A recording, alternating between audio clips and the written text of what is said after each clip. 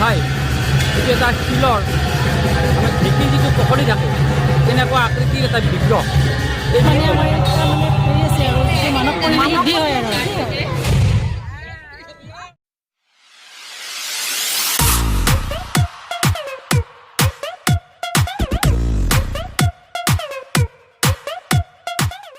নমস্কাৰ, ভিন্ন চাদৰ ইউটিউব চেনেল আছামিজ ব্লগৰ মজিয়াত মই বুলি আপোনালোকক স্বাগতম জনাইছোঁ। আৰু আজি আপোনালোকক লৈ গৈ আছোঁ বৰপেটাৰ বৰবিলাৰ শ্ৰী শ্ৰী পখলা গোসাঁইদেৱৰ স্থাপনা মহোৎসৱৰ। তাৰ পূৰ্বে আপুনি যদি চেনেলটোত নতুনকৈ প্ৰৱেশ কৰিছে তেনেহ'লে চেনেলটো ছাবস্ক্ৰাইব কৰিবলৈ নাপাহৰিব আৰু পৰৱৰ্তী ভিডিঅ' ন'টিফিকেশ্যন পাবৰ কাৰণে কাষত থকা বেল আইকনটো টিপা মাৰি আমাৰ চেনেলৰ বিকাশ সাধনত সহায় কৰিব। বন্ধুসকল, আজি মোৰ সৈতে আছে লখিমপুৰীয়া যুৱক তুলসী প্ৰসাদ শইকীয়া। মন্দিৰৰ অন্তৰ্ভাগৰ দৃশ্যগ্ৰহণ তেওঁই কৰিব। ভিডিঅ'টো ভাল লাগিলে আপোনালোকে লাইক দিবলৈ নাপাহৰিব। বৰপেটা চহৰৰ দক্ষিণ পূব দিশত অৱস্থিত বৰবিলা চকৰ সমীপৰ শ্ৰী শ্ৰী পখলা গোসাঁইৰ মন্দিৰ প্ৰাংগণত তিনিদিনীয়া বৰ্ণাঢ্য কাৰ্যসূচীৰে অনুষ্ঠিত হৈ আছে এই মহোৎসৱ। পৰহিলৈ অৰ্থাৎ 30 অক্টোবৰ দেওবাৰে এই মহোৎসৱৰ সামৰণি পৰিব। এয়া আপোনালোকে নিশ্চয় দেখা পাইছে কিদৰে নকইনাৰ ৰূপত সজাই তোলা হৈছে মহোৎসৱথলী। আমি এতিয়া মূল দ্বাৰেৰে মহোৎসৱথলীত প্ৰৱেশ কৰি আছোঁ। লোকে লোকাৰণ্য হৈ পৰিছে। মহোৎসৱথলীৰ কাষৰ ঘাইপথ দোকান পোহাৰেৰে ভৰি পৰিছে। মন্দিৰ, ৰংগমঞ্চ আৰু দোকান পোহাৰক সামৰি এই মহোৎসৱথলী। আমি এতিয়া মহোৎসৱৰ অস্থায়ী পেণ্ডেলত প্ৰৱেশ কৰিম।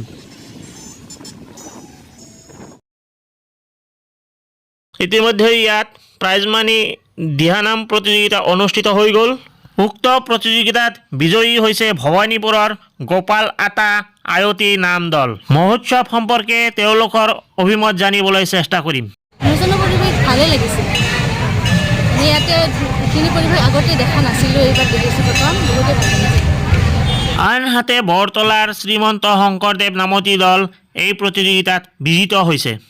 প্ৰতিযোগিতাৰ শ্ৰেষ্ঠ পাঠিকা চেঙাৰ বিষ্ণুপ্ৰিয়া নাম দলৰ নিজুমণি দাস। শ্ৰী শ্ৰী পখলা গোসাঁইৰ ঐতিহ্য সম্পৰ্কে জানিবলৈ মহোৎসৱ উদযাপন সমিতিৰ সভাপতি, শিক্ষক তথা জনপ্ৰিয় কৌতুক অভিনেতা অনিৰুদ্ধ পাঠক ডাঙৰীয়াক লগ ধৰিছিলোঁ। এই যে পখলা গোসাঁই এইটো এটা শিলৰ মানে ঢেঁকীৰ যিটো পকৰি থাকে তেনেকুৱা আকৃতিৰ এটা বিগ্ৰহ। এই বিগ্ৰহত তিনিওফালে বিষ্ণু মূৰ্তি আছে।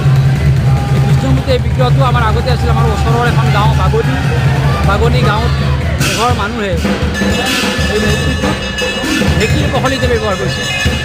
তাৰপিছত তেওঁলোকক সপোন দেখুৱালে মন্দিৰ স্থাপন কৰিবৰ কাৰণে, কিন্তু তেওঁলোকে গুৰুত্ব নিদিয়াৰ পিছত সেই মানুহবোৰে এটা সময়ত বিলুপ্ত হৈ গ'ল প্ৰভুৰ কোপত দৃষ্টি পৰি। তাৰপিছত বাগনি গাঁৱতে থাকিলে। বাগনি গাঁৱত থাকোঁতে তাত সদায় এজনী গাই গৰুৱে তাত গাখীৰ নিজে নিজে দি আহে। এই কথাটো দৃষ্টিগোচৰ হোৱাকৈ তাৰ মানুহে আমাক জনালে যে আমাৰ ইয়াত এনেকুৱা এটা বস্তু আছে। এতিয়া আমাৰ এই অঞ্চলৰ কেইবাখনো গাঁৱৰ মানুহে মূৰ্তিটো আনিবলৈ গ'ল, বিগ্ৰহটো আনিবলৈ গ'ল, কিন্তু প্ৰভুৰ আশীৰ্বাদত আমাৰ গাঁৱৰ মানুহৰ ওচৰতহে তেওঁ উঠি আহিল। গাঁৱত উঠি আহিল, বাকী মানুহে তেওঁক আনিব নোৱাৰিল। আৰু আনি যেতিয়া আমাৰ ইয়াত মন্দিৰ স্থাপন কৰিলে, তেতিয়া এই মন্দিৰ স্থাপন কৰি এইবাৰ 55তম সংখ্যক সভা মহোৎসৱ আইন প্ৰতি বছৰে প্ৰভুৰ এই দিনটোতে আমি হোম যজ্ঞ পূজা অৰ্চনা কৰি আহিছোঁ। আজি প্ৰথম দিন, সদায় 7, 10, 11, 12 এই 3টা দিনত উৎসৱটো হয় প্ৰতি বছৰে। আৰু ক্ৰমে ভক্তৰ ভিৰ লাহে লাহে বাঢ়ি গৈছে। ভগৱান ভক্তৰ সমাগম হয়। অহাকালি হোম হ'ব, ভিৰ দি বাট নোপোৱা অৱস্থা। আমাৰ প্ৰভুৰ এটা বিশ্বাস আছে, মানস কৰিলে সিদ্ধি হয়। এই কথাষাৰে ভক্তসকলক আনি আছে। তেওঁলোকৰ নিজৰ নিজৰ বিভিন্ন সমস্যা সম্পৰ্কে মানস কৰে আৰু প্ৰভুৱে নিজ গুণে যিবিলাকে ভক্তিমানে প্ৰাৰ্থনা কৰে তেওঁলোকৰ মানি লয় আৰু তেওঁলোকক ফল পায়। গতিকে প্ৰতি বছৰে মানুহ আহি আছে। আজি আমাৰ ৰাতিপুৱা ধৰ্মধ্বজা উত্তোলন, বন্তি প্ৰজ্বলন, স্মৃতি তৰ্পণ, তাৰপিছত আমাৰ সভা উদ্বোধন, তাৰপিছত দিহানাম প্ৰতিযোগিতা শেষ হ'ল। এতিয়া আৰতি চলি আছে মন্দিৰত আৰু আতচবাজি হ'ব। আজি আছে সন্ধিয়া কীৰ্তনীমূলক একক নৃত্য প্ৰতিযোগিতা। অহাকালি আছে আমাৰ হোম যজ্ঞ। ৰাতিপুৱাৰ পৰা প্ৰভাত ফেৰী হয়। প্ৰভুৰ প্ৰতিকৃতি লৈ গোটেই গাঁৱতে ভাগৱত লৈ ঘূৰে।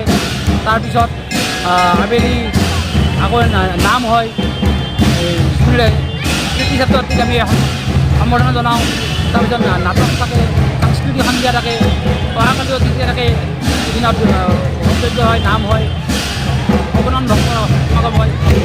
একৰ দিনা সাংস্কৃতিক অনুষ্ঠান হয়। এইবাৰ আছে আমাৰ অসমৰ দুগৰাকী স্বনামধন্য চয়নিকা ভূঞা, প্ৰিয়ংকা ভৰালী, লগতে বৰ্ষীয়ান কৌতুক অভিনেতা থাকিব অতুল বাসুদেৱ। আহক এতিয়া আমি উপভোগ কৰোঁ আতচবাজি প্ৰদৰ্শন অনুষ্ঠান।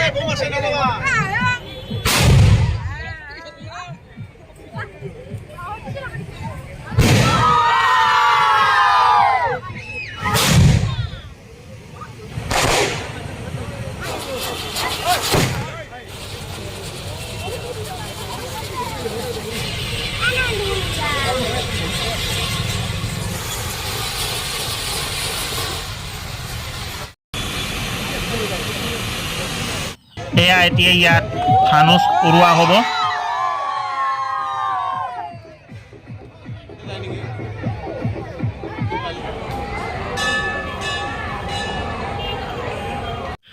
এতিয়া আমি পুনৰাই উভতি আহিছোঁ শ্ৰী শ্ৰী পখলা গোসাঁইদেৱৰ মন্দিৰৰ ওচৰলৈ।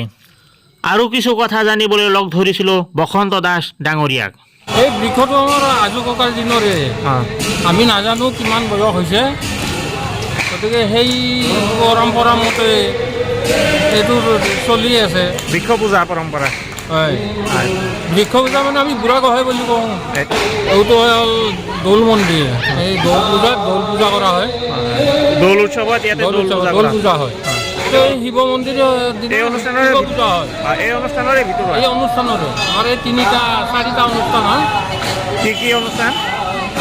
শিৱ পূজা, এই পখলা গোসাঁইদেৱৰ পূজা সভা, ইয়াতে হ'ল এইটো দৌল পূজা আৰু এইটো বুঢ়া গোসাঁইৰ তাতে নাম প্ৰসংগ চলে।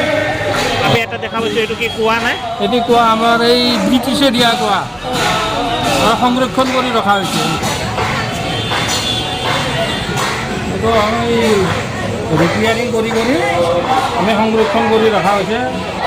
দুৰ্গা পূজা হওক, বিয়া হওক, মানে যিবিলাকত পানী তোলা হয় চব ইয়াতে আহে, ইয়াৰ পৰা লোৱা হয়। ইয়াৰ পৰা লোৱা।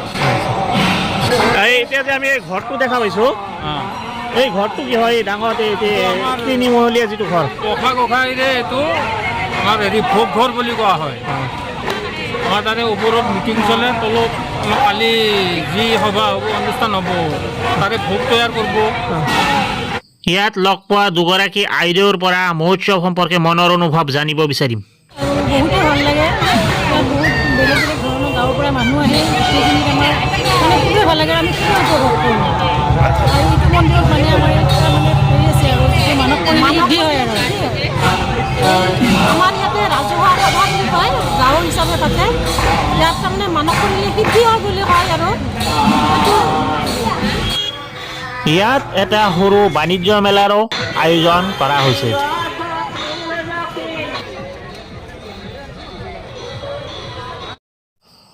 অৱশেষত শ্ৰী শ্ৰী পখলা গোসাঁইৰ ঐতিহ্য সম্বলিত এটা সৰু পুস্তিকা আয়োজক সমিতিয়ে আমাক প্ৰদান কৰিছে। তাৰ বাবে তেওঁলোকক ধন্যবাদ জ্ঞাপন কৰিছোঁ। দৰ্শক বন্ধুসকল, ভিডিঅ'টো চাই কেনে লাগিল জনাবলৈ নাপাহৰিব। ভাল লাগিলে লাইক আৰু শ্বেয়াৰ কৰিবলৈ নাপাহৰিব। আৰু যদি আপুনি চেনেলটোত নতুনকৈ প্ৰৱেশ কৰিছে তেনেহ'লে ছাবস্ক্ৰাইব কৰি আমাৰ চেনেলৰ উত্তৰ বিকাশ সাধনত সহায় কৰিব। টিল দেন টেক কেয়াৰ, বাই।